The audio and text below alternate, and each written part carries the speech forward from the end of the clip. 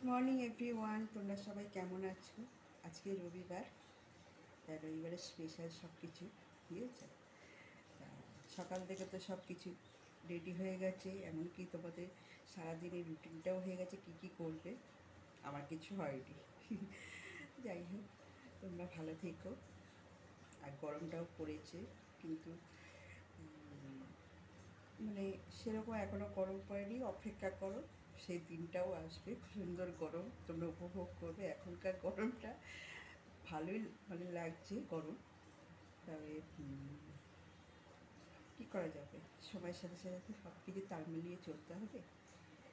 আমাদের তো জীবনটাই এরকম, ওয়েদারের সাথে সাথে নিজেদেরও খুবভাবে সচেতন হয়ে চলতে হয়। তা খাওয়া দাওয়াটা কী বলো তো, এই গরমে না সেরকম আর রিচ খাবার বা সেরকম খেতে ইচ্ছা করছে না।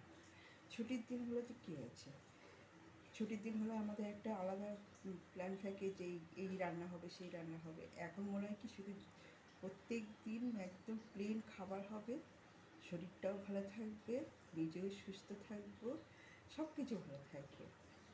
রিচটা খাবো হয়তো লোভে করে খাবো, কিন্তু পরে যে কষ্টটা হবে সেটা তো আর তখন আর সামলানো যাবে না। রিচ খাও, কেন খাবে না? সবাই তো আর সাদা সিধে সবসময় পছন্দ করে না। রিচ খাও, তবে নিজেকেও সেইভাবে মেনটেন করো, যাতে শরীরটা খারাপ না করে। হ্যাঁ, যাতে পেট ঠান্ডা থাকে সেরকম খাবার খাও।